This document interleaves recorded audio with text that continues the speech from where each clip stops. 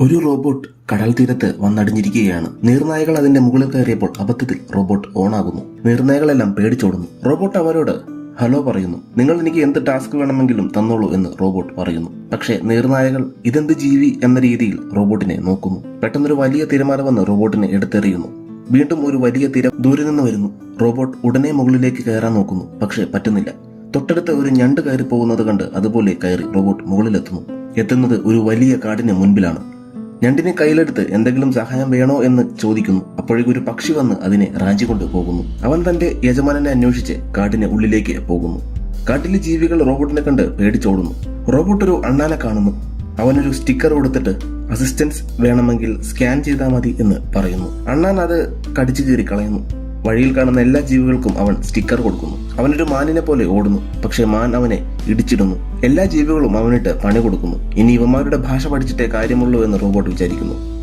അവൻ അവരുടെ ഭാഷ പഠിക്കാൻ തുടങ്ങുന്നു. പിറ്റേന്ന് അവൻ മൃഗങ്ങളുടെ ഭാഷ പഠിച്ച് അവർക്കിടയിൽ കൂടെ നടക്കുന്നു. ഇപ്പോൾ അവർ പറയുന്നത് റോബോട്ടിന് മനസ്സിലാകുന്നുണ്ട്. അവൻ അവരുടെ ഭാഷയിൽ താൻ ആരാണെന്ന് പറയുന്നു. പെട്ടെന്ന് വലിയൊരു ജീവി വന്ന് അവനെ ഇടിച്ചിടുന്നു.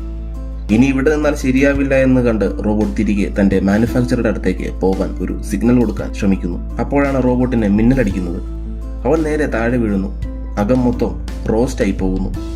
കുറച്ചു കഴിഞ്ഞ് എഴുന്നേറ്റ് നോക്കുമ്പോൾ തന്റെ ബോഡിക്കകത്തെ സാധനങ്ങൾ മൊത്തം റക്കൂണുകൾ എടുത്ത് പുറത്തിട്ടിരിക്കുന്നതാണ് കാണുന്നത്.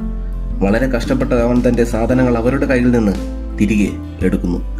അതിനിടയ്ക്ക് അവന്റെ ട്രാൻസ്മിറ്റർ റക്കൂണുകൾ അടിച്ചോണ്ട് പോകുന്നു. അത് തിരികെ എടുക്കാൻ നോക്കുമ്പോൾ ഒരു കരടി അവനെ ആക്രമിക്കുന്നു. കരടിയുടെ കയ്യിൽ നിന്നും രക്ഷപ്പെടാൻ ശ്രമിക്കുന്നതിനിടയ്ക്ക് അവനൊരു മലഞ്ചെരുവിലേക്ക് വീഴുന്നു. അവൻ നോക്കുമ്പോൾ താൻ വന്ന് വീണത് ഒരു പക്ഷിയുടെ കൂട്ടിലായിരുന്നു. അതിന്റെ മുട്ട പൊട്ടിപ്പോയിരുന്നു.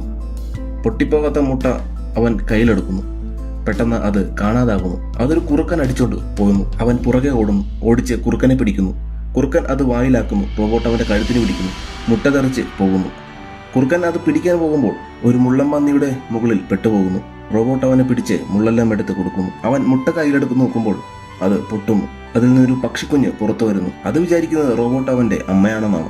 പക്ഷെ റോബോട്ട് അതിനെ എടുത്ത് താഴെ വെച്ചിട്ട് നിങ്ങൾക്ക് ചെയ്തു തന്ന അസിസ്റ്റൻസിൽ തൃപ്തനാണോ എന്ന് ചോദിക്കുന്നു. പക്ഷിക്കുഞ്ഞ് ഇതെന്താ സംഭവം എന്ന രീതിയിൽ നോക്കുന്നു. അവനും ഒരു സ്റ്റിക്കർ കൊടുക്കുന്നു. എന്നിട്ട് റോബോട്ട് നടന്നു പോകുന്നു. പക്ഷിക്കുഞ്ഞ് അവന്റെ പുറകെയും.